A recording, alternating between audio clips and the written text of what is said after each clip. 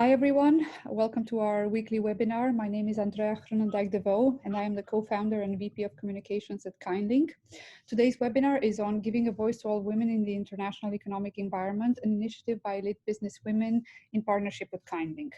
I have with me today four wonderful speakers, Bianca Tudor, founder and CEO of Elite Business Women and WBAF Senator, Madiha Raslan, President, Women's Leaders Council of Lebanon, Martina Rogato, Sustainability Advisor and Professor, Head of Delegation Women 20 Italy, G20, and TEDx speaker. And we are hoping to get, at a certain point later, she's still dealing with some tech issues, Arshi Ayub Mohamed Zaveri, Senior Advisor, Royal Family Office, WAE.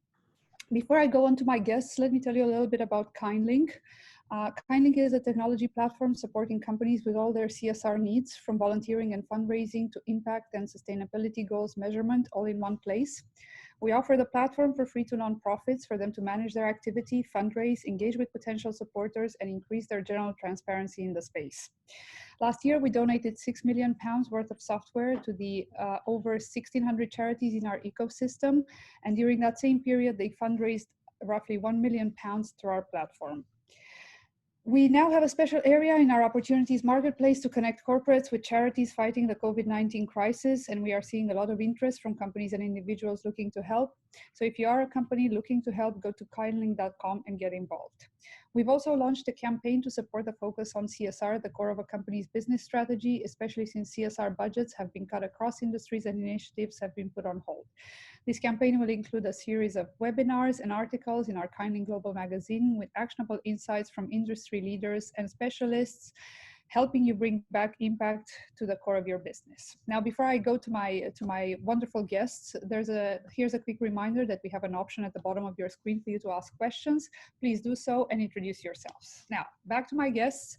Bianca Tudor, founder and CEO of Elite Business Women. She is our partner in this webinar. This is an Elite Business Women initiative. Bianca, tell us a little bit about yourself and tell us about the initiative. Thank you so much, Andrea, for the presentation. I will take a few moments to say thank you to our panelists. I am humbled and grateful to be here with you, all these great ladies. I will say thank you as well to all our attendees. Thank you for being here and for sharing our event. It's beautiful to have you here. And thank you to the team behind the scenes, to KindLink team, to David, our International Business Development Director. It's good to have collaboration and to be able to deliver such a great initiative and webinar. As Andrea said, I am the founder of Elite Business Women. At EBW, we believe in women entrepreneurship, and I will tell you why women. As we all know, 51% of the global population is represented by women. The largest unemployment rate is among women, but women do graduate higher education in a bigger percentage than men. So we have this educated, talented human potential, which can be brought into entrepreneurship in our vision at Elite Business Women. So we are focused on educating women entrepreneurs. We have three main pillars in our activities. The first pillar is entrepreneurial education. We do that in our elite business clubs. We have a lot of programs to educate women in business. We have a network of 12,000 women entrepreneurs in 5 countries in Europe, and we are still launching other elite business clubs. The second pillar, it's been launched last year and it has a great potential. It is the Elite Business Women Investment Fund. We are focusing on providing micro scholarships for women startups, and we do that by reinvesting 20% from the membership fee in the Elite Business Club in providing annually micro scholarships for women startups. And the third pillar, which is really young, it is the Women for Impact initiative, global cooperation, and our aim. Hi, hello. Hi, Arshi. Welcome. Hello, hi. Hello. We're so happy to have you. I've introduced Bianca, who is our partner and whose initiative started a series of webinars. She's telling us a little bit about Elite Business Women. I'll then come back to you for you to introduce yourself too, if that's okay. Sure, sounds good. Thank Wonderful. you. Thank you. Happy to have you. Welcome, Arshi. And to come back, the third pillar of our activity at Elite Business Women is the Women for Impact initiative. Our aim is to increase collaboration and cooperation between women organizations, starting with the EU and GCC region, countries and women organizations, business organizations, Chamber of Commerces from Europe and from the Gulf countries as well. We want to have more interregional projects, bringing together all the resources we have and to create a bigger impact in having more economic missions for women startups, but not only, for businesses in general, to have trade agreements, to have joint efforts projects in maybe artificial intelligence, maybe education, and other domains of activities. So yes, we want to give a voice to all women in the international economic environment. And today we have countries such as Lebanon, we have the United Arab Emirates, we have Italy, we have the UK, and I'm proudly representing Romania. So we are doing that as we speak. And I'm really grateful to be able to do that with all of you. And I will come back to Andrea. Thank you. Wonderful. Madiha Raslan, President, Women Leaders Council of Lebanon. Tell us a little bit about yourself and what you do. First of all, thank you so much for this kind invitation. I'm very happy to be here on this platform with you ladies. Each one of you is very inspirational and you are doing a great job. I'm Madiha Raslan. I'm the president of the Women Leaders Council, which is a council within the Federation of Chambers of Commerce in Lebanon. It's the first kind of the first council of its kind. It represents women entrepreneurs and women from all productive sectors, that like from retail, industry, agriculture, real estate, communication services, hospitality, everything, and tourism. And our aim is the integration of women into productive sectors and in decision making in Lebanon, especially in the economic bodies and the social side. One of our aims also at the WLC is to encourage women on creating new companies.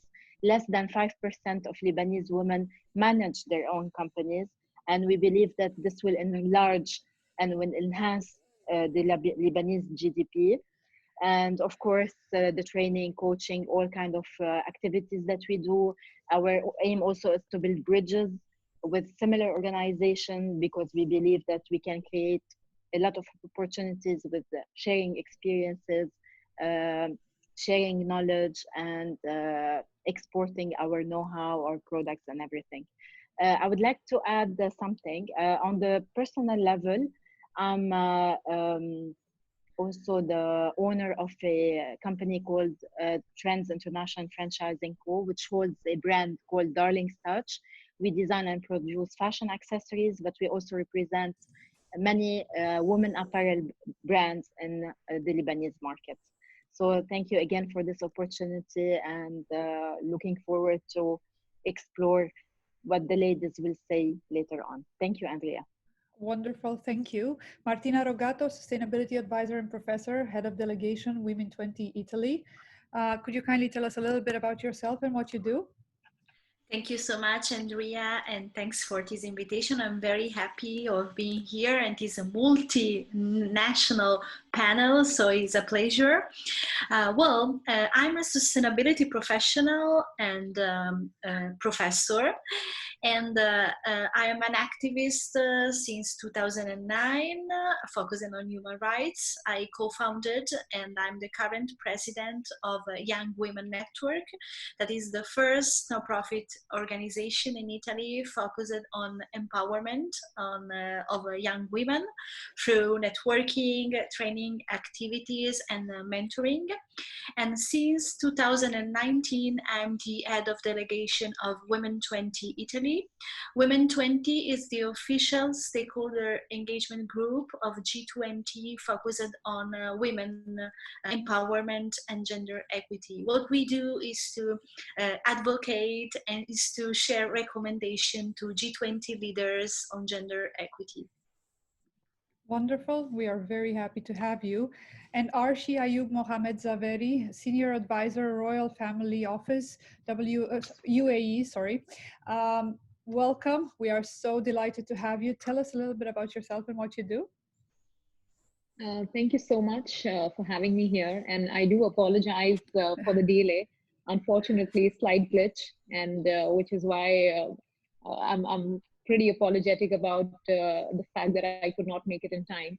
And thank you No very much. worries. Thank you, Bianca. Thank you, Andrea. But we have an exceptional panel, women from all across, from each dais. And I'm pretty fascinated to know about the different kind of works everybody is doing. So I'm Arshi Ayub Mohammed Zaveri. I'm senior advisor to the royal family of the UAE and the CEO of Trustwood Trade Group. We have individual family assets of in defense, in oil field services, and in mining. Fortunately, we are able to have an organization which is focused upon, and happy to have a female CEO more than anything. So in different sectors, officially, individually, and also from the family offices side. We are into every sector, whether it is education, technology, right now, the best being blockchain. And the reason why we're able to do this, because very happy and very proud to say that UAE is the first country that has been able to make it mandatory to have female on board of every company. So today we are seeing so many female across every board, and this paves a beautiful opportunity for women like us to come forward and express what we are able to do. So thank you very much. I'm looking forward to interact with each one of you today. Wonderful. Welcome all. We are incredibly happy to have you with us. On to our topic. Women around the world are changing the way business is being done, from building bridges between countries to innovating industries and international relationships. With women redefining the concept of collaboration, we are seeing changes on an individual, societal, economic, political, and international level. But what will the world look like in the wake of the COVID-19 pandemic, and what will the role of women, what role will women play in pushing business forward? So first question, gender equality in business means different things around the world, from inclusion to women's general rights. What are the areas that we've seen real success in, and how can we do better? Bianca, would you like to get us started? Yes, thank you. I will start with some initiatives which I find really successful, and I will talk about Europe. We have the Balanced Gender Boards Amendment by the European Commission. Their amendment is to have 20% women in board position by 2020. In 2019, there were 11% women in board positions, and now there are 20.3 women in board positions. So it has been a good initiative. We still have a little bit to work on it, but I think it's good to have amendments, it's good to have awareness. What it will be better is to raise awareness about the benefits of gender equality and women inclusions in the economic environment. For example, for every 1% increase in gender diversity in the companies, the company will have an increase with 3% in their turnover. So for CEOs of the companies, it is a good argument because as business owners, we look at the profitability of the company. As well, some other great initiatives are in countries such as Canada. In our last webinar, we had Caroline Kodzi with an association for women CEOs, and she's doing a great working as well in Canada as in France. As well, we have in Africa great initiatives run by Swati Mandela, the nephew of the great Nelson Mandela. Africa is as well on a rise of women in business and of women in board positions. So we can see great improvements. And as well in Romania, we have a lot of women in management positions, board positions. We have an increase of women in entrepreneurship.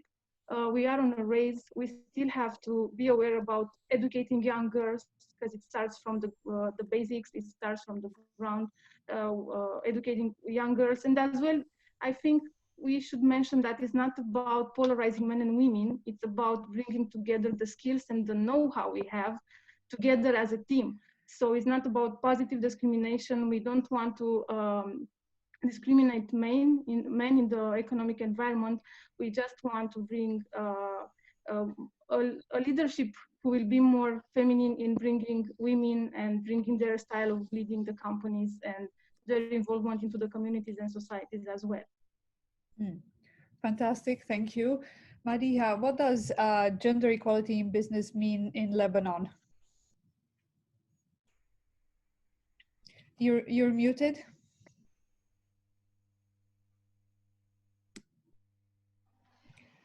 In general, just a second, please. In Lebanon, we are more than, for example, in the banking sector, more than 51% of the employees are women.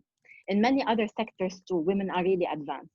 But in decision-making posts, women are absent. What we are trying to do is to lobby towards raising the percentage of representation of women, like in the board of directors and in decision making position and all that. I think that, and at some point we proposed to do that through a law and to give incentives to emphasize private companies like to recruit women and to appoint women in decision making posts.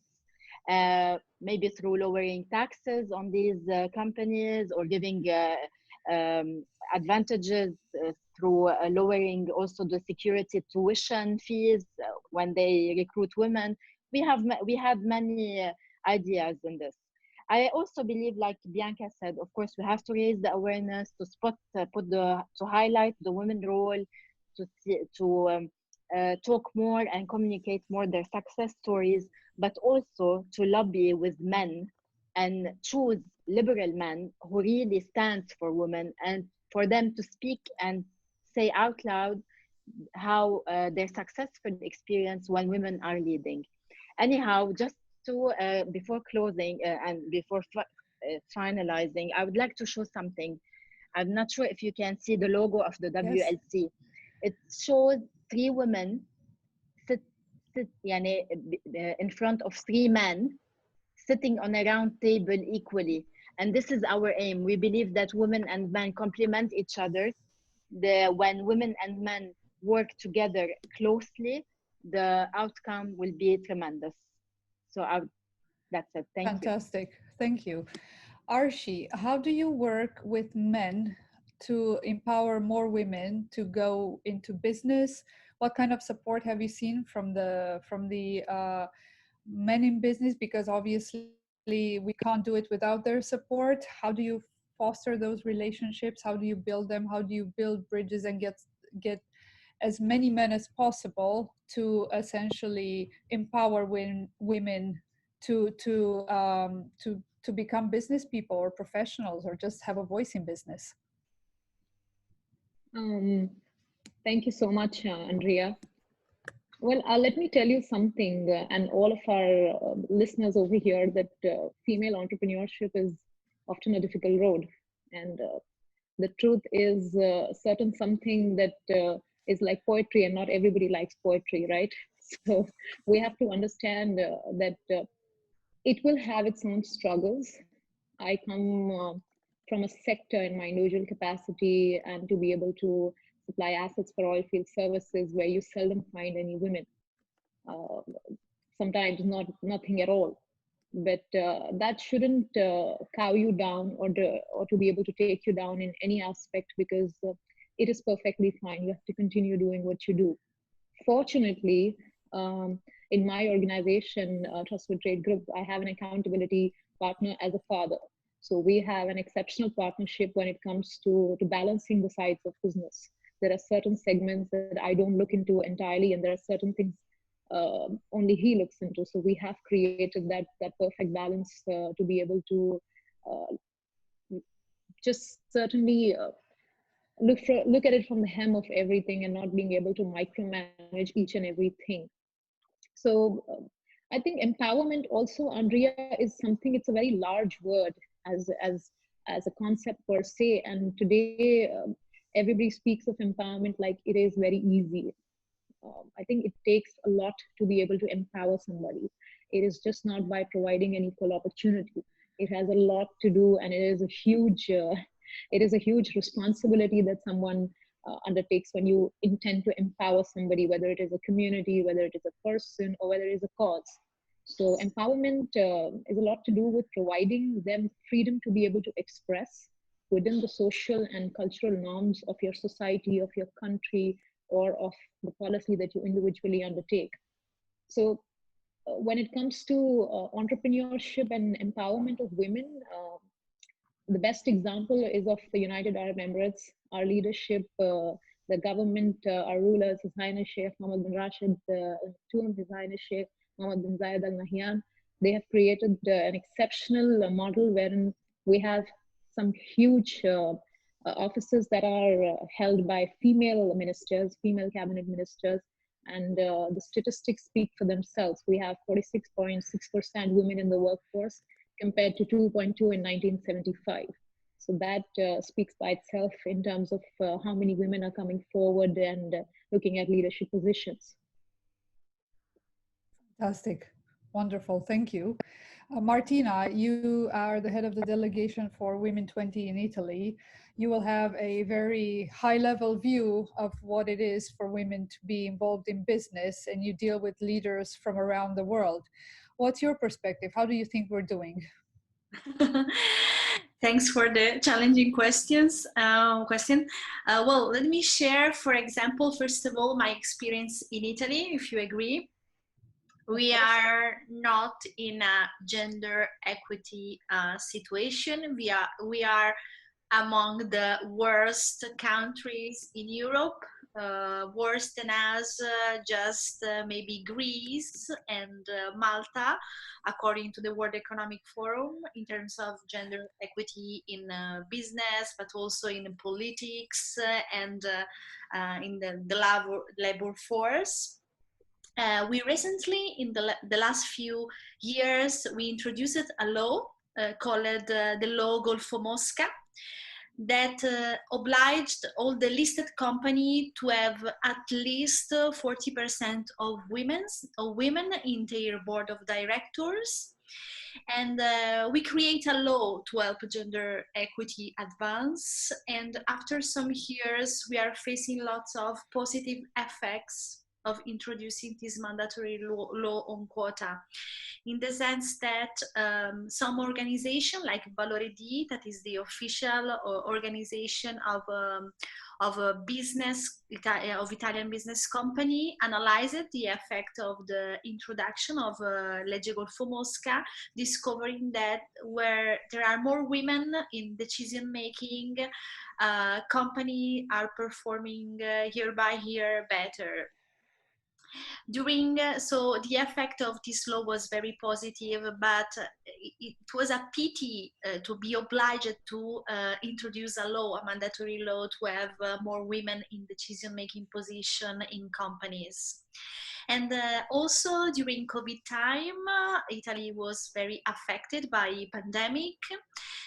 During the recovery of our country, our prime ministers create some task force in order to face the challenges of COVID-19.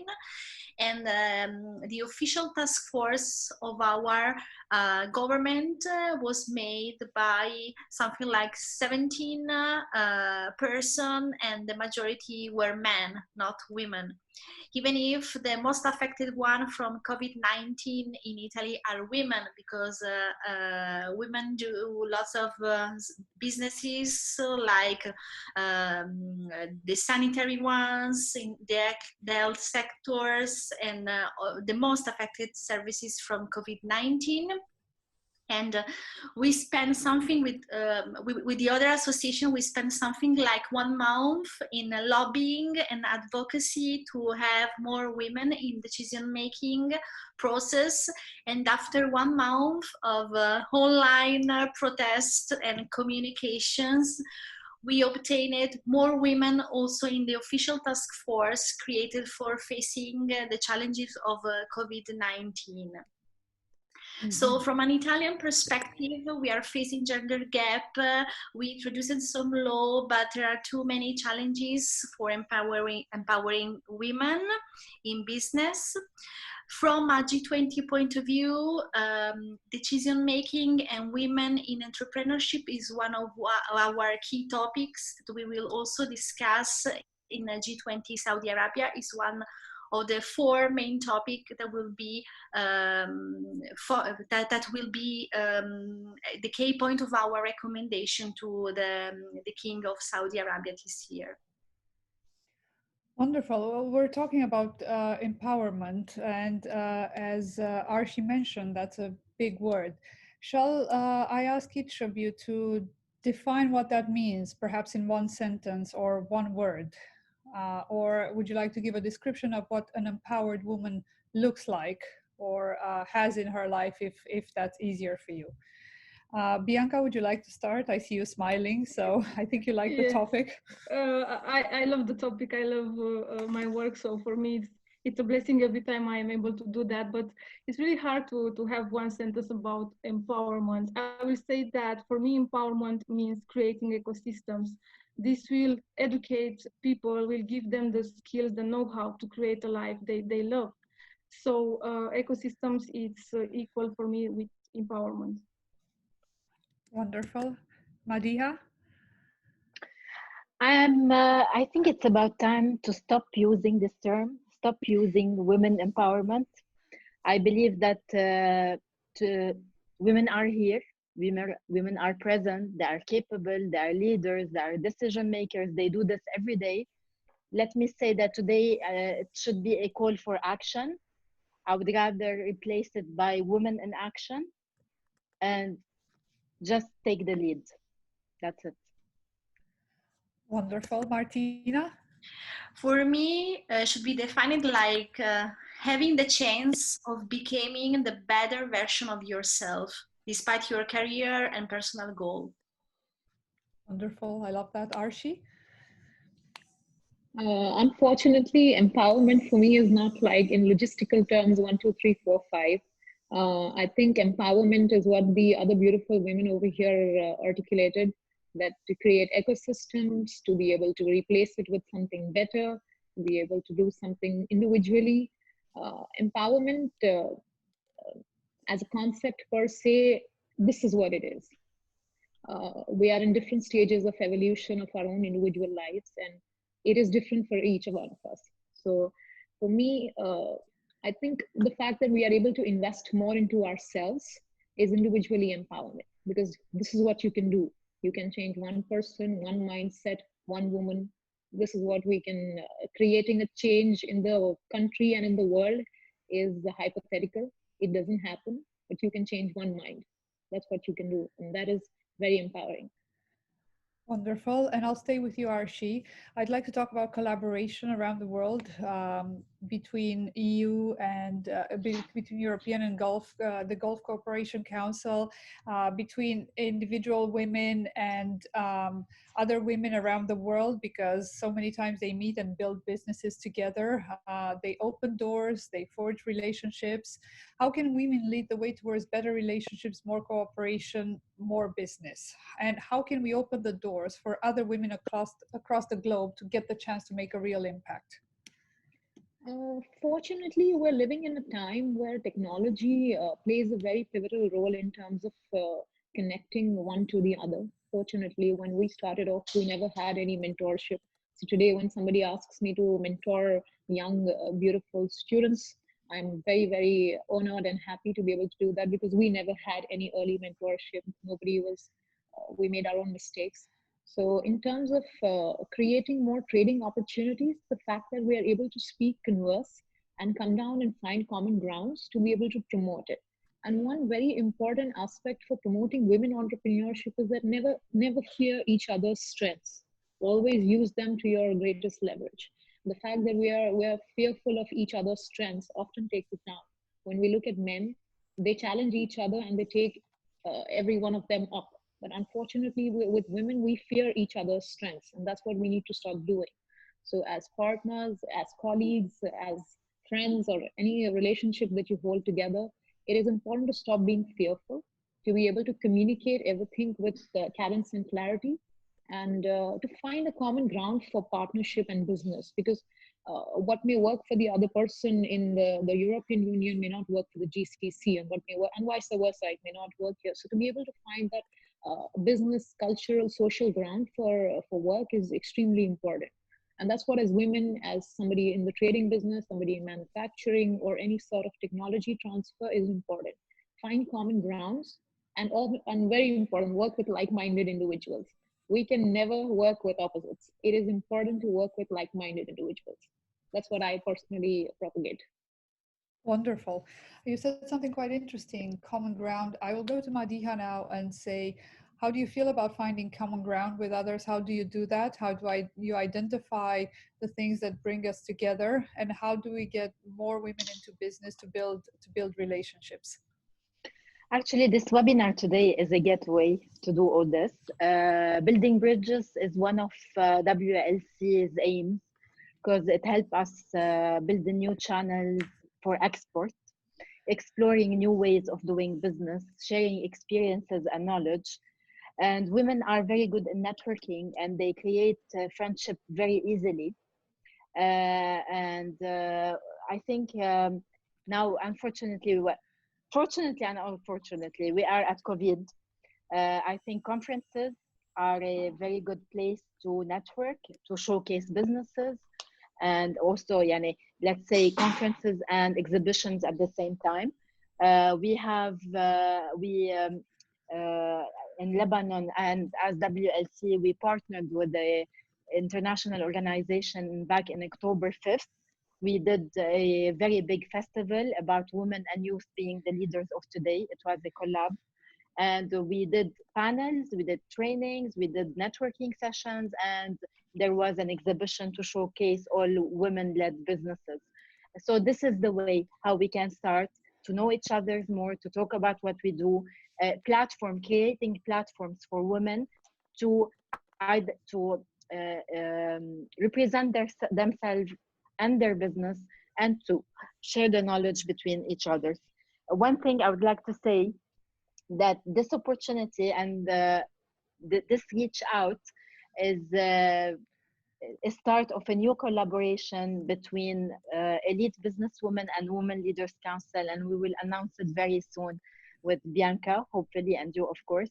And this is, I think, it will lead to a very successful channeling between, let me say from our side as Lebanese women, and to all Europe and the Gulf area as well. And I think more initiative of this type will make a very big change, taking into consideration that women are, they can really build bridges very quickly, and they are peacemakers. So we can say WLC slogan is "Together we do more."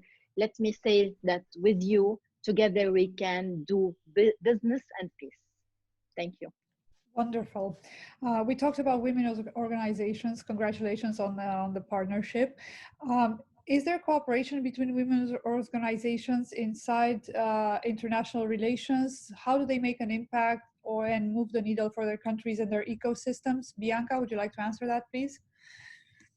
I love the question, and I know it's not easy to have collaboration. We are so different. We have different cultures, we have different experiences, know-how, and we have to be such good communicators in order to find the common way. But I do think that women are able to work together for a greater impact. We impact the societies, the communities. When we invest in women, they invest back 90% into their communities. So we are responsible for a lot around us. And this is why we have to find a way to collaborate and communicate. There are a lot of organizations, and I'm so happy that Madiha mentioned about our partnership. This is actually an example that we can work together, organizations from different countries, different cultures. We can think about how our resources together can create a greater impact. And I will take the chance to invite all organizations, business institutions, Chamber of Commerces, to work together and to be around us in the EU GCC cooperation group, because we have so many work to do. We have a lot of domains who impacts our lives, such as health or education or trade agreements, economic missions, and it will be great to be able to do that. We are fighting stereotypes sometimes. I am not going to let's say hide this. It's never easy. My mentor Gerard once said that, it's not that easy to make business. It's easy to communicate. Even though everyone says that they are good communicators, it's a hard task to communicate and to agree with people. And you need to be a really good negotiator and communicator in the same time. But yes, as to summarize, I am here with all of you ladies because together we are cooperating and collaborating, and I am really honored to be able to share this example with other organizations. And COVID-19, I think, has taught us on the hard way this lesson of unity. There is strength in unity, and I invite all of you to be here with us in the collaboration project. Wonderful. Thank you so much, Bianca. Martina, again, you have a very high level view because you talk to leaders from around the world. How do you build these bridges? How do they trickle down so that this level of cooperation is also seen from top to bottom, so that whatever bridges people build at, or women build at the top are also felt throughout the economy, throughout society? How do we make sure everything we build at the top is also enjoyed by everybody else? Yeah, thank you, Andrea, for the question. Well, let me say that we can doing it, spreading and disseminating initiative like that one, sharing good practices, creating networking opportunities among women. And I'm very happy that many of you also talked about mentorship with my own organization, and I really believe in mentoring. We launched last week the 5th edition of Inspiring Mentor. Inspiring Mentor is a mentoring program where we matched 200 young women with 200 senior professionals coming from different backgrounds. And I believe that we can spread this women empowerment and equity from the top to the bottom, also sharing competencies between different women, thanks to a collaboration between young women and senior mentors. In our program, we also involved lots of men, both as mentors that could guide young women in succeed. And this year, for the first time, we also we choose 10 young male professionals.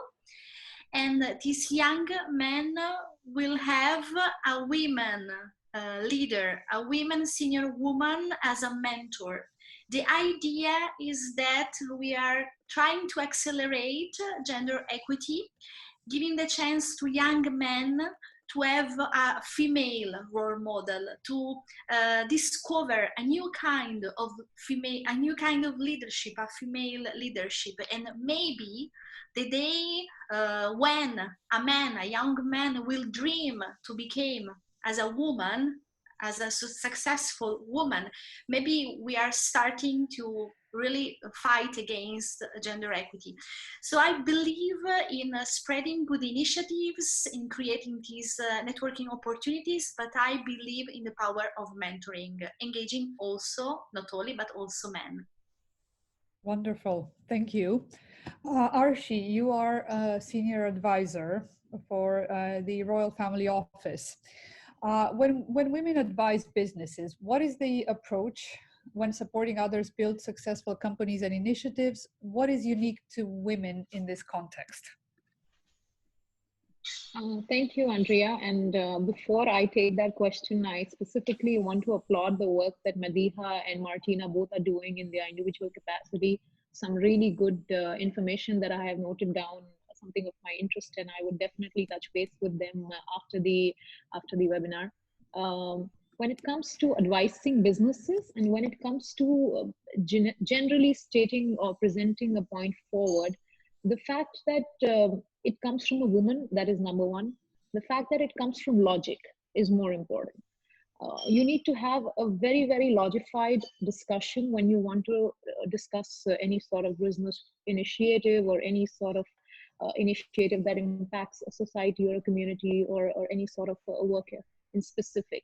So a logical explanation and advice is extremely important, barring every gender bias, because you can't always team a huge group of women for a project just because you want to promote empowerment or just because you want to have women in that position. The fact that it needs to go by merit. If a man is good, he deserves the position. If a woman is good, she equally deserves the opportunity. So the fact that there has to be zero bias when it comes to anything, whether it is gender, whether it is expertise or anything, it has to be equally for everybody based on merit. That is what I personally look at.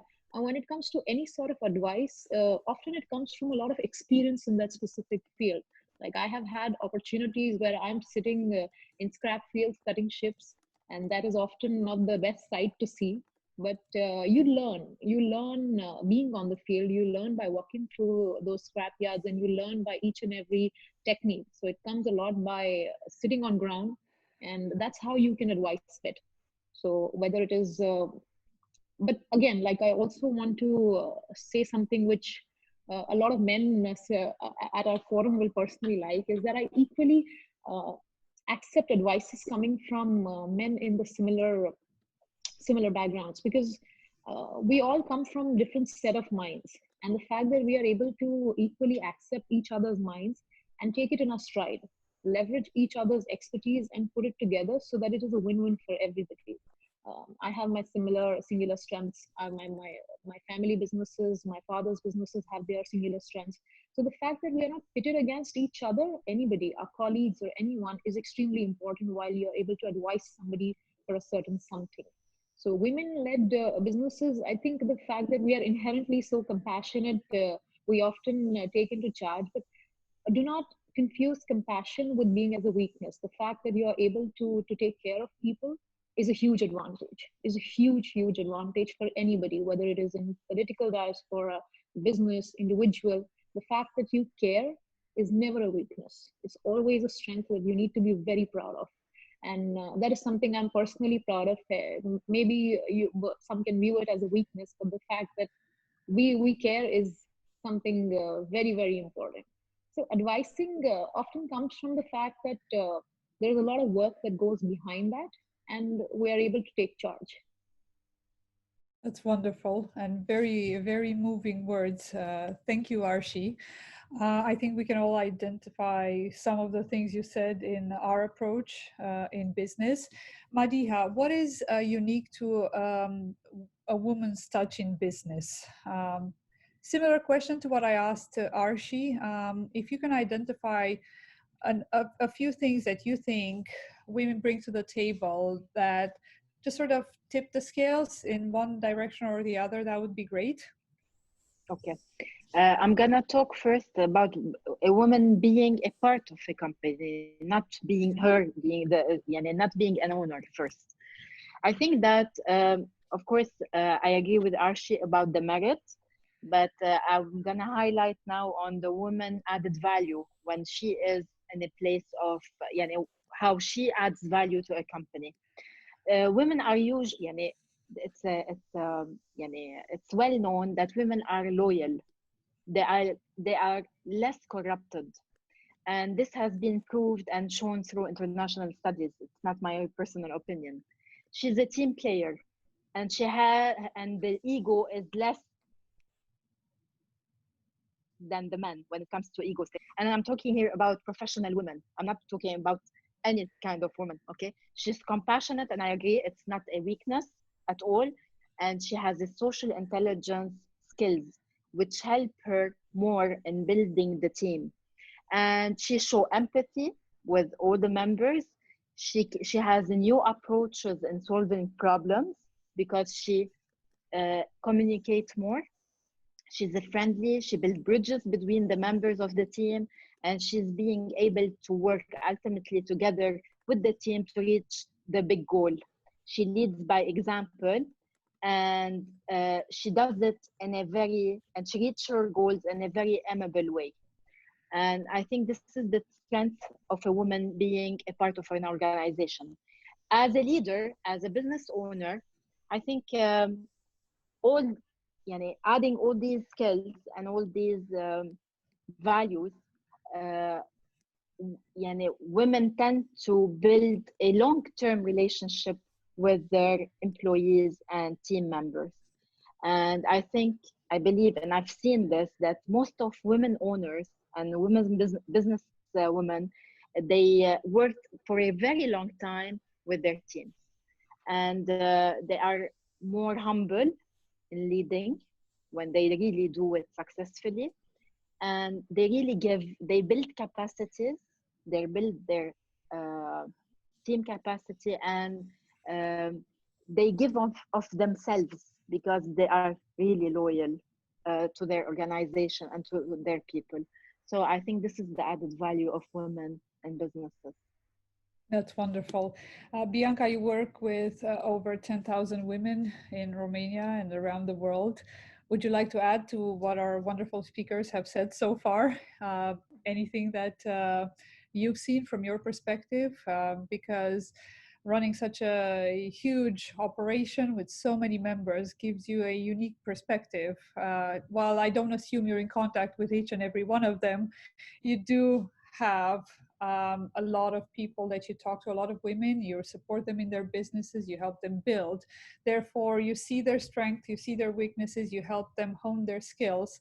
Therefore, what are we women bringing to the table when it comes to business? I agree with everything our beautiful ladies have been saying about women's qualities. What am I seeing from a business perspective is that women don't think about the business as in terms of the money.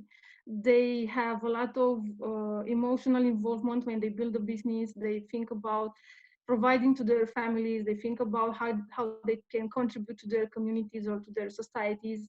Sometimes a woman is as well a volunteer in NGOs. I'm also a volunteer, so they divide their time in a lot of areas, and this is a good thing.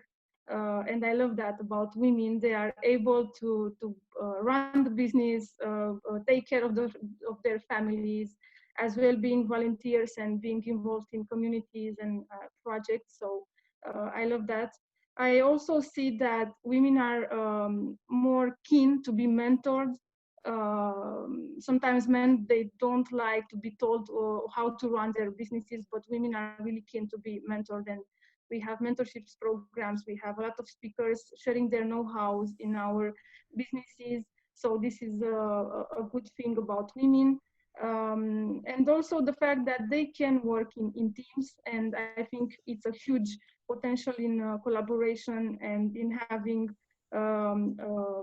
participation in networking events and in programs. So I will advise women to be really dynamic in going to networking events, business events, collaborating with people and to be in contact with people, because sometimes what my mentor told me once is that it doesn't matter how much money you have in the bank. What it matters is your network. It's your legacy. So building networks, it's a huge asset for a business, and women are really good in creating networks and in doing networking in as a way to build their businesses.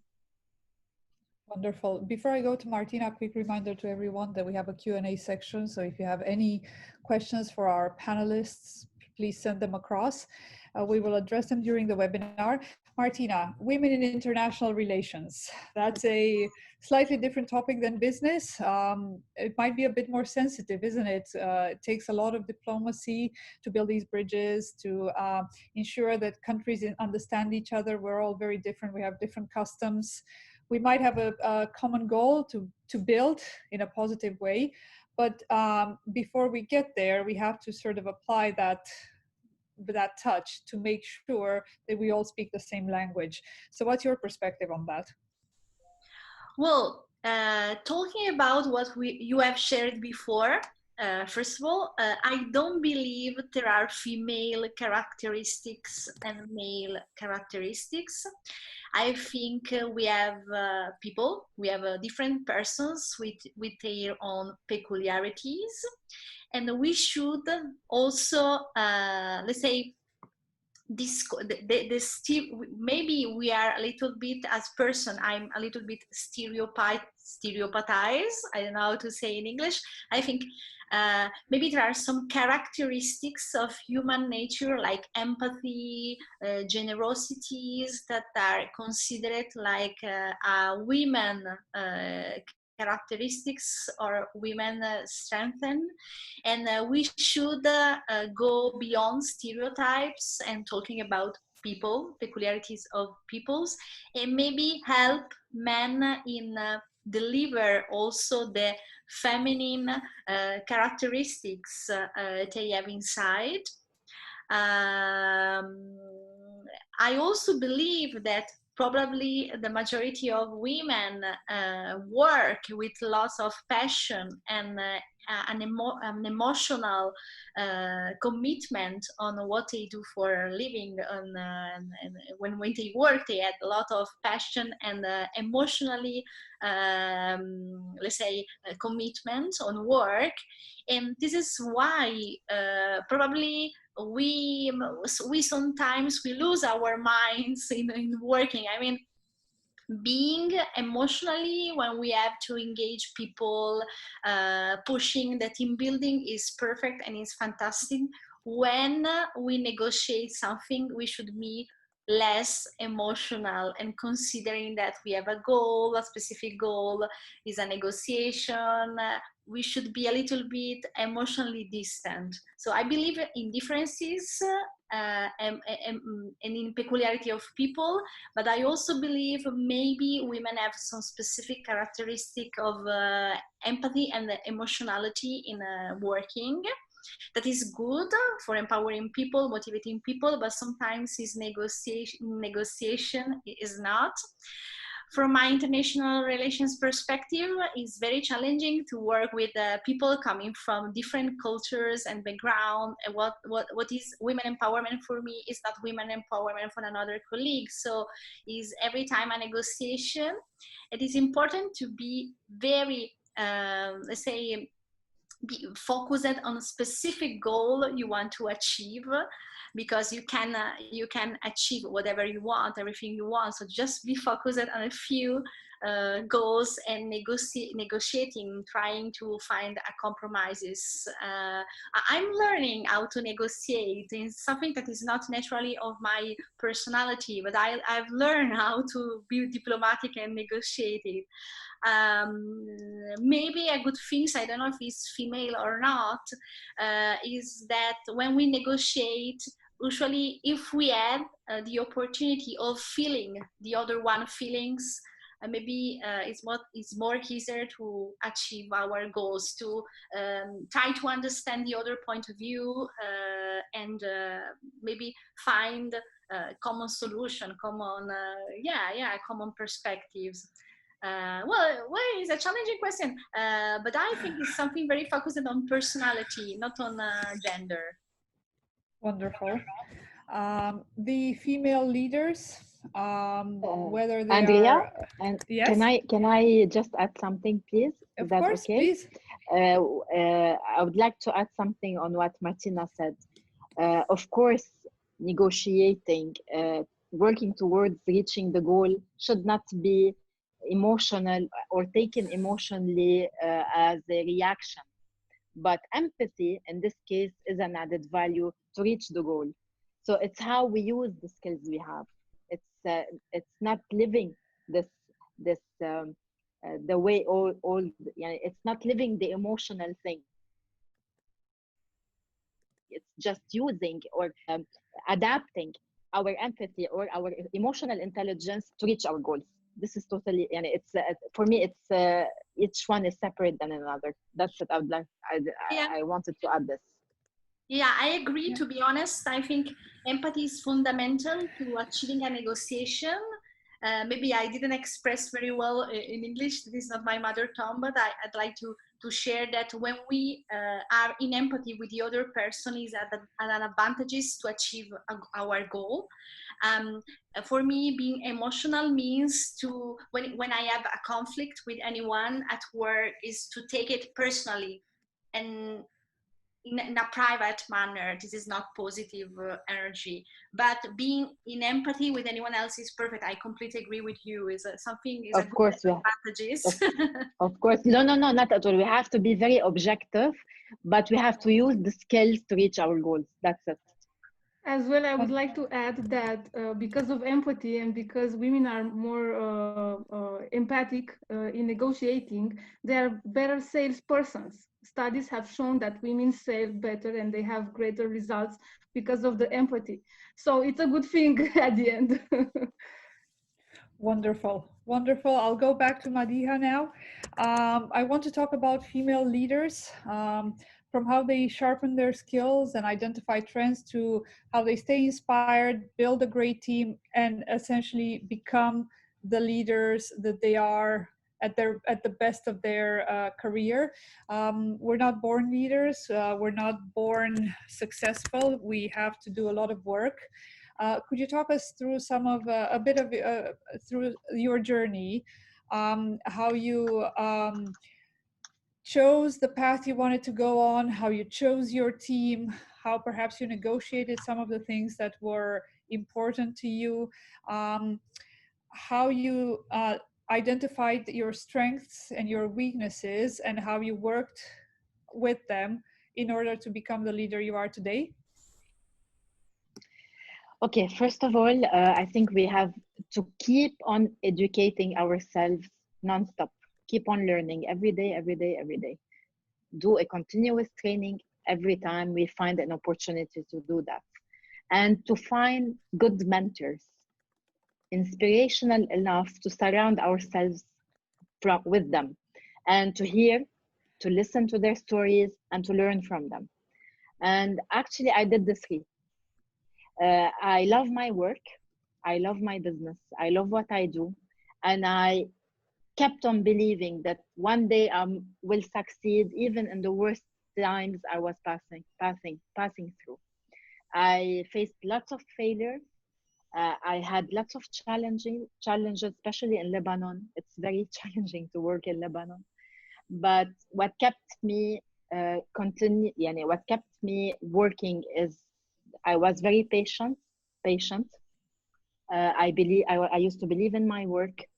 I used to believe in what I'm doing, and I kept my positive energy all the time. And every time I used to fail, it was an opportunity for me, in my point of view, to rethink my strategy again and never never give up. And I want really to be very transparent. In my personal business, it took around 6 years for me to start making money. Before, I didn't used to make money, but I was injecting money every time because I wanted it to succeed. And alhamdulillah, I reached a point where my business became sustainable. But again, building the right skills is very important. Learning from our mistakes is very important. Sharing experiences is very important. Like this kind of platform, it's really very beneficial to women. And I think that's why the Women Leaders Council is very dear to my heart, because I believe and I think that I can give back to the society. Like I can do what other mentors did for me. I have to lead the way also for others, for young women, for young men also. Why not? And but we have to work hard. It's not easy. We have to really learn how to read balance sheets, which women don't like this, but we have to do it. We have to think very well about each word we're going to say when we are in front of donors or when we want to get access to funds. We have to look closely to every step we will do, to our projections, and we have to get the right advisors to help us go through this journey. Entrepreneurship is not easy, but it's very fun. It's beautiful. It's this exercise that we live every day to recreate ourselves, to innovate every day, because we have now business is becoming very, very challenging, especially now in COVID-19. So we really need to be extremely innovative, and entrepreneurship and let's say growing up, aging. I think these two are the most beautiful experience a person can live. That's wonderful. Thank you, Madiha. Arshi, do you want to tell us a little bit about your journey, how you decided you wanted to be on that path? Same question, essentially, how you chose your team, how you chose what to focus on, how you dealt with your strengths and weaknesses. Um, any mistakes that you've made along the way that you'd like to tell us about that we can learn from, the successes you've seen? Please share a little bit about that. Thank you, Andrea. And most definitely, there are a lot of bits to the question you've asked, but in a sense, I would say that the fact that our formative years really create the entirety of our personality. So the fact that we are able to explore different multiple options for a career from a very, very nascent stage of life is extremely important. Exploring into different sectors, the fact that you are able to constantly invest into intellectual advancement helps us to determine what path we want to choose.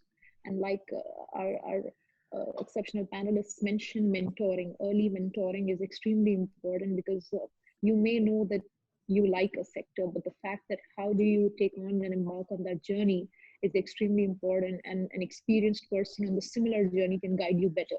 So most definitely having an early mentor really helps. Fortunately or unfortunately, I chose my own path when it came to building a business or to be able to look into a professional employment from a very early age, whether it was starting your own business at the age of 17 to be able to take products on credit and sell them. That really helped me develop soft skills.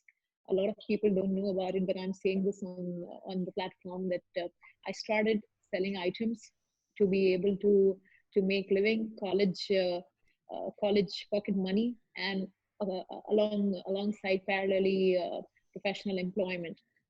So that used to be my weekend job. What helped is to be able to deal with people. The fact that how do you develop relationships? How do you make sure that there is retention in that relationship and it's more sustainable? They have to like you more than they like the product. This is what they keep coming back for. So you have to be able to give them what they want or create a need. That is extremely important. So you learn these things from a very formative beginning of your life. Eventually, the path that you choose is something that came with a lot of time, is that you have to spend your time wisely enough to be able to do something that makes you either happy or it makes you better or it makes you money. You have to really understand it. It has to make you either one of these three. So to be able to look into different formats of work, to be able to create a team. Now, team is extremely important when it comes to working on a business, much more than often it is underemphasized, that you need to work with individuals who are very like-minded. I like to work with professionals who don't have the similar skill set that I do. I want to let them have their own individual skill set. So when it comes to a certain financial structuring, or whether it comes to any sort of presentation, it's me who generally does that. And the other part of operational headache is something that the other team members look into. So we've created each other's territory. We know that this is our part of it, and let's deal with it our way. So an extremely enterprising team is very, very important. Create a like-minded team. They need to share your passion. They need to have that similar work ethic. You can't have somebody who does not want to work equally as hard as you. Otherwise, it becomes difficult for me personally to be able to work with people like that. But I do respect everybody taking time off, and that is very important. I often encourage to be able to spend time with your own self. And too much work can be, but we're here to do that. We're here to be able to constantly work. But I do ensure that people take time out. It's very important to do that.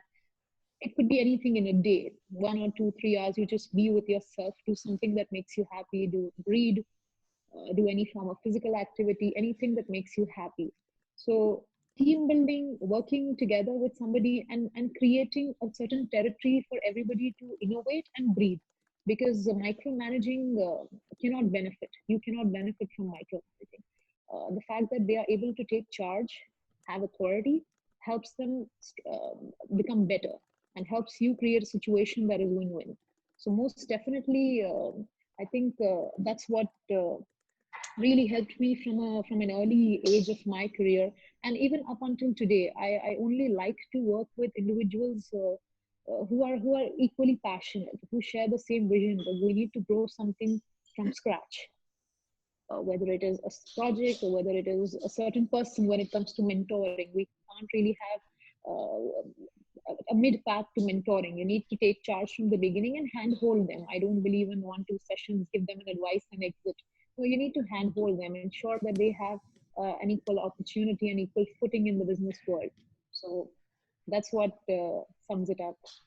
Wonderful. Martina, one thing that has defined your journey, and feel free to touch upon any of the things that I've put to the panelists before in terms of that journey, something that has changed things for you, something that has made you sort of change perspective, that has helped you tremendously. It can be anything that made a massive difference in your career or your personal life, that if that would tie into how you moved forward in your career. Well, thank you for the question. I did a complete failure 3 years ago from a personal perspective and a professional one, because, yeah, well, don't talk about personal life, but just be focused on work. I lost my job 3 years ago. And I did a TEDx talk on it, on failure and how to be resilient. And I've learned a lot from my failures. At the very first time, it was a professional disaster for me to lose my job. I was very ambitious. For my career was, oh my God, I can't survive to it. Over the years, I've discovered that unexpected event happens, and we have no power to prevent it. We can just accept it. This is life from a personal and professional perspective. And I believe if something happens in your life, there is a specific reason. This is why we should accept it, and trying to see the positive impact on your life of what is happening. There is a reason, so you should find the positive interpretation of your unexpected event. For me, what I've learned over the years is, thanks to my failures, to be resilient. And I went beyond my failures thanks to networking and thanks to mentoring. When I lost my job 3 years ago, I tried to, first of all, what I did was to, okay, I should find a job. So let's share my CV everywhere. And in the meantime, I had the chance, thanks to networking, to meet different women from different countries and backgrounds. And thanks to them, I've learned something very different from my job of origin. I'm a sustainability advisor. And for example, I had the chance, thanks to networking, to meet people from digitals, from sales. And thanks to them, I have improved my competencies on digital, on sales, and other characteristics that then I use it and I am using in my current job. I mean, during my failure time, I invested a lot in networking, and I met people from very far background. And thanks to them, I gave a new perspective to my job. For example, I work as a sustainability professional, and thanks to my digital guru friends, I discovered how to promote myself through social networks and sell my services. So I have survived to this period, and my main lesson is on the importance of networking, also in terms of sharing competencies and experiences. Then I've learned a lot, and I went beyond my failure thanks to my mentors that gave me lots of advice on how to repositionate myself, on how to focus on myself. Before my failure, I wasn't happy. Now I'm happy. So thanks a lot to my failure. Yeah. So every cloud has a silver lining, as they say. Bianca, the best piece of advice you've ever received, and obviously from a professional perspective, and how it impacted your career. Oh, it's really hard to think about just one advice, but I will summarize a little bit. One advice that really changed my life, it was that never take decisions when you are upset, tired, or happy. We tend to take decisions when we have an emotional breakdown, even though it's a positive one or a negative one, and it's not a good time to make decisions. I also learned that it is never the great moment, the perfect moment. You take the moment and make it perfect. Never expect for everything to be aligned, because life is not that. It's unpredictable. So learning by doing is something I've been doing. I've been succeeding doing that. Of course, it takes a lot of work and the skills to do that, but I do things and I don't expect for everything to come in place. And the cure to everything is massive action. You are always one step away from success. So just keep going. I have a saying in Romania that we all know that the earth is round. So if you take one step today, another step tomorrow, in an end, you will arrive to your destination. So just keep going every day, step by step, and never change the objective. Just change your approach to the objective or the goal. Wonderful. I'll take a quick break to go to some of the questions we've received from our attendees. What were the biggest crises you've ever dealt with, and how did you manage them? Shall I start with Madiha? Biggest crisis. Okay. In Lebanon, we have lots of crises. We have been living in continuous crisis since ever. Yani we were born in crisis. Okay. If I want to mention one is, I remember a few years back in my company, I really had a very, I lost a very big account. It was one of the major accounts in my business. Let me say it was the 70% account in my business. And I stayed for more than 1 year without any replacement. And I was only focusing on the problem. I wasn't focusing on finding solutions because I was devastated.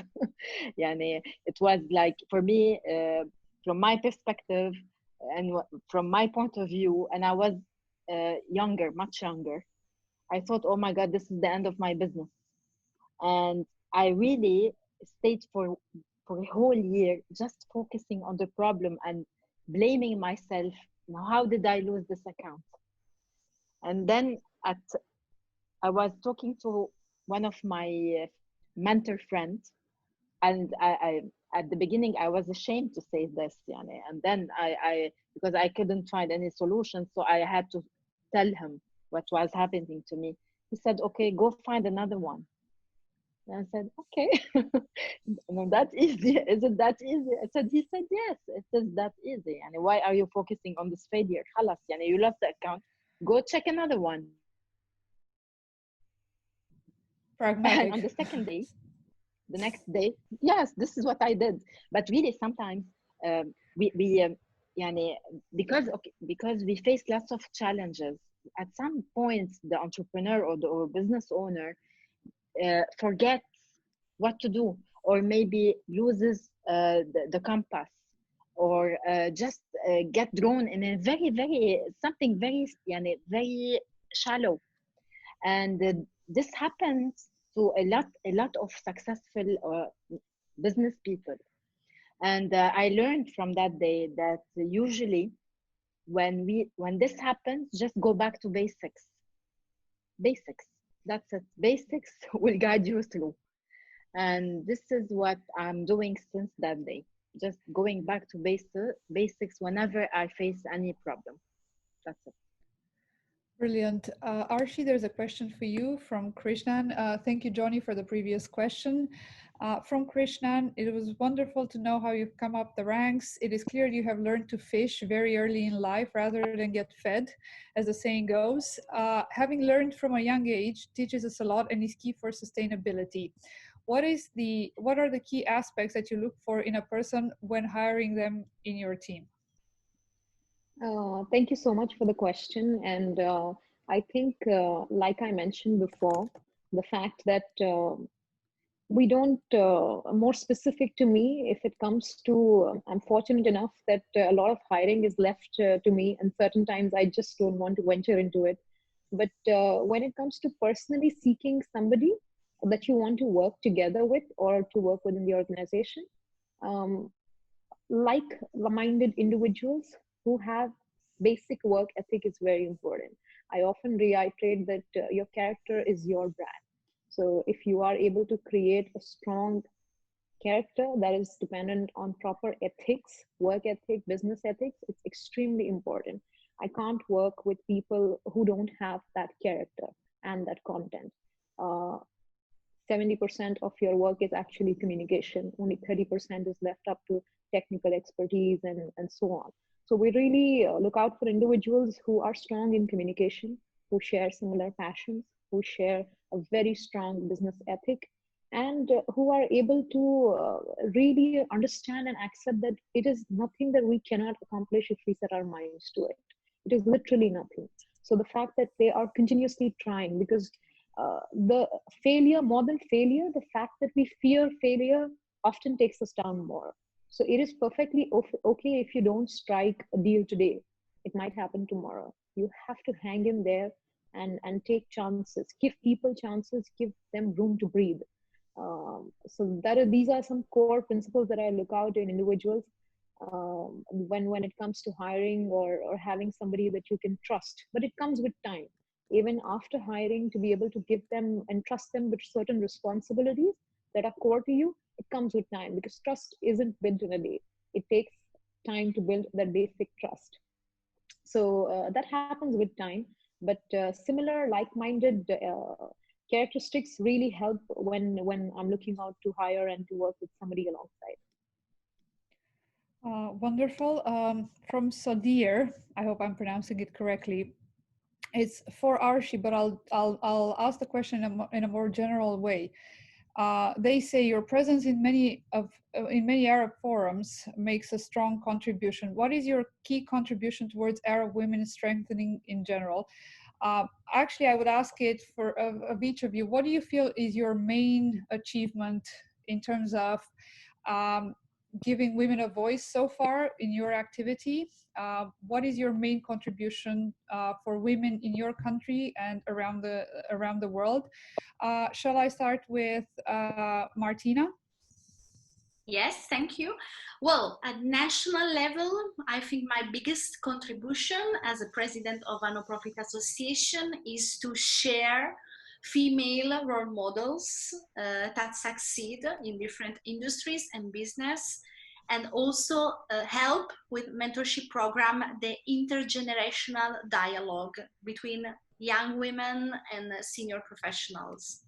At international level, let me say that my best achievement is an honor to have the chance of listening people from different backgrounds and perspective, and together find common solutions and recommend common issues to G20 leaders. It's not so easy when you have 20 representatives coming from different countries, and you should advise G20 leaders in choosing just few topics, prioritizing some things, forgiving anything else is very challenging to find common solution, and this is our best achievement probably.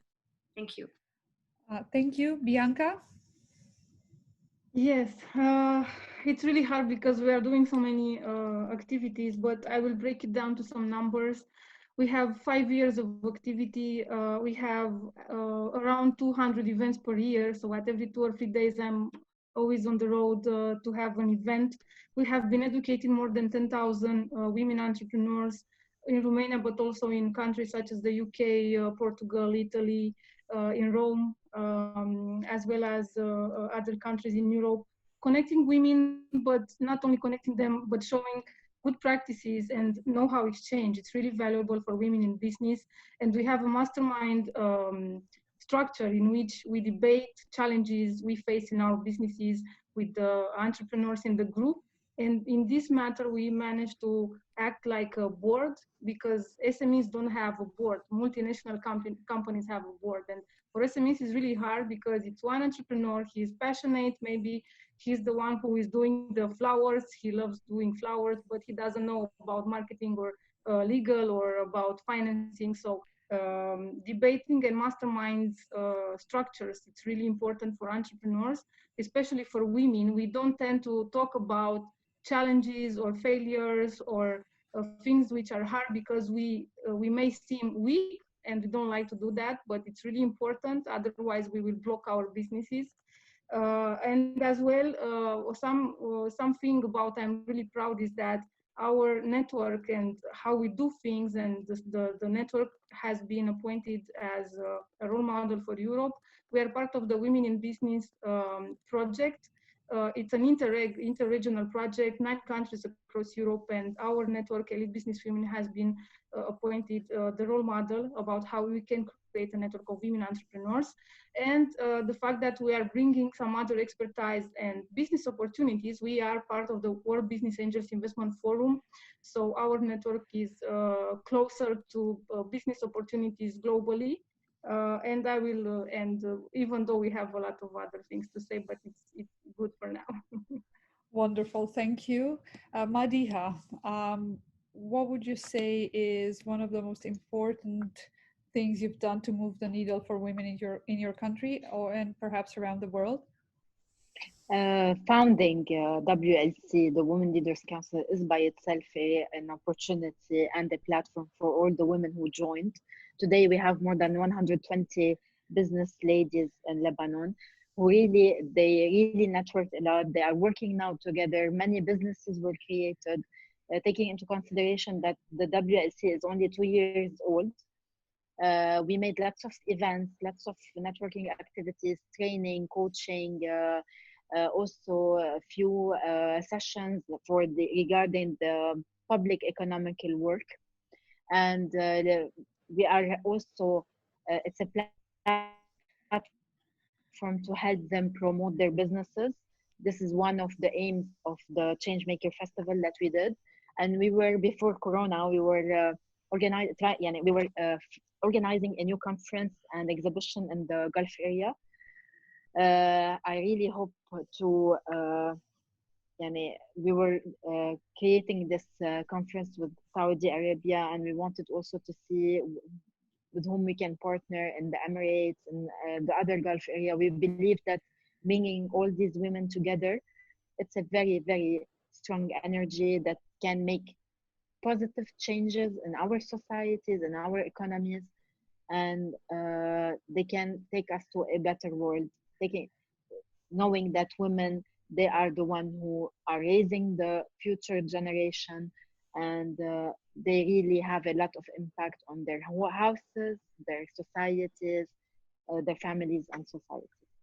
Wonderful, thank you. And Archie, because this question actually started with you, your main contribution towards giving Arab women a voice in business and in general? Thank you so much for the question. And let me tell you that individually, there is only so much that one can do. there could be networking, there could be opportunities, promotion, advancement that we can do. But the best testament to the fact that women have been so out and about in the GCC, and more specifically in the UAE, is because of the perfect example of the leadership that has defined a role for the women. His Highness Sheikh Mohammed bin Zayed Al Nahyan, our Supreme Commander and Deputy of the Armed Forces, he has set an exceptional example that women need to have equal representation. And the fact that we all collectively have to make sure that it needs to be socially unacceptable to have unequal representation of women in boards. So the day it becomes socially unacceptable is the day when we all succeed. And collectively, it is only collectively that we can empower each gender. It can't be specific to my contribution or to anybody's contribution. But individually, for a while now, I have been contemplating in terms of doing more of mentorship programs, because to be able to speak with the youth, the future, and that is irrespective of gender. We look at male, female, both, and giving them the guide, giving them the right force, to give the right direction is what is important. So this is what I have been individually also working on. The fact that we are able to give our time is more important, to be able to give the right, because I never had that. I always reiterate that I never had that, and I was open to explore. I was out there in the ocean trying to explore what I like the best and how it can be worked upon.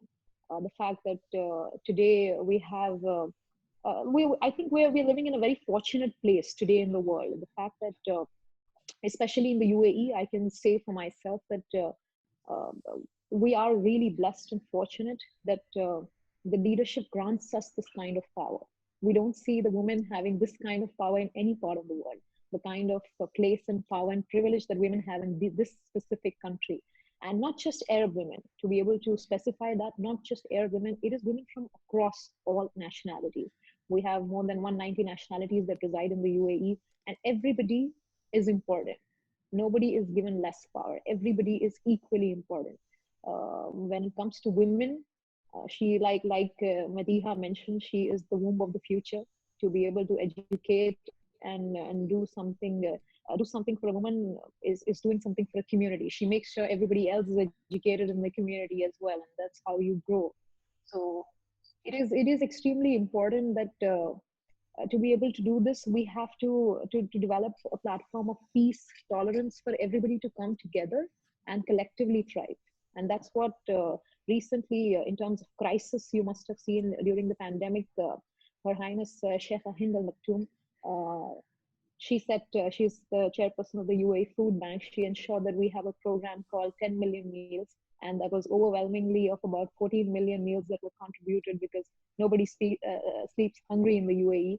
Everybody is fed equally, irrespective of what their nationality, gender, or religious belief is. Doesn't matter. So the fact that we overcome these boundaries of a specific ethnicity is what is very important, and that's what is set by our unique leadership. Thank you. That was very interesting. We're very close to the end of our webinar. If I could ask for a quick conclusion from each of you, we've discussed a lot of things. If we were to summarize three steps that should be taken in order to increase women's representation in business around the world, and this ties in with a question that's come in from Chandrima. Should I start with Martina? 2-3 steps that we need to look at to increase representation of women in business. Representation, you said? Yes, representation. Yes, representation. Yeah. Well, I believe in mandatory law. I'm sorry, but I think that it will be accelerate the representation of women in politics and in business. Then I invite everything in investing in networking and in promoting women. When someone invites you in a panel and you can attend, please invite as a substitute a woman. Invite women, promote women, support women. Wonderful. Thank you, Madiha. Yes, I also agree. It's about creating new laws, access to funds, easy access access to funds for women, and training and coaching to elaborate and develop her personal skills in order to just be present the way it should be. Wonderful. Arshi? In terms of having, I think to have equal representation boards, the fact that we have a law in place that makes sure that we have a female executive on each board, uh, first strengthens the fact that we need to have one.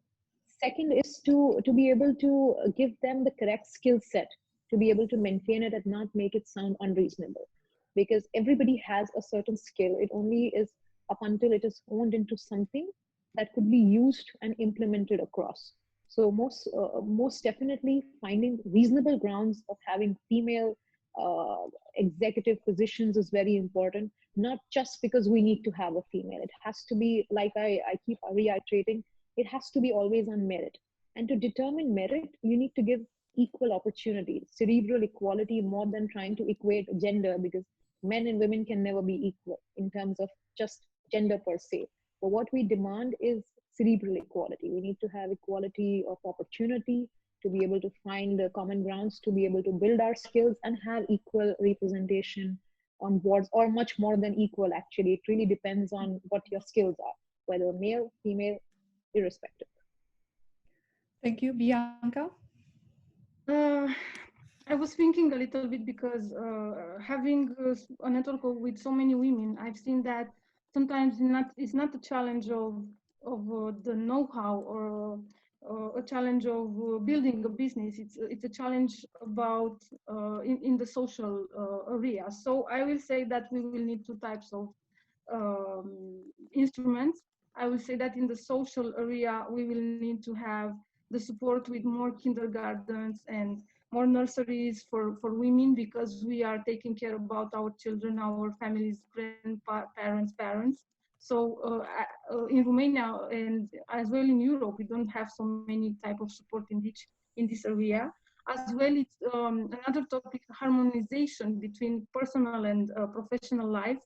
We as women work so much, and sometimes it's really hard to find the balance, and sometimes it's stressful. And I think it will be good to have a little bit of instruments, maybe coaching to harmonize the personal and the professional life, encouraging partnerships in the families. We need men as well to take care of some domestics, let's say, activities as women have.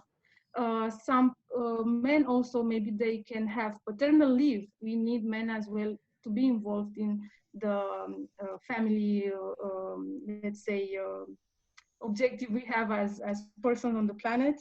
Access to education in the vulnerable groups of people. We have women who are single or divorced. We have women who are living in some poor areas on the globe. So education, it should be a right and a priority for this type of vulnerable groups, in my opinion, as well as gender budgeting by authorities. We need to go to the governments and we need to speak about why they should invest more in women in education, and to start from with education and with the vulnerable groups.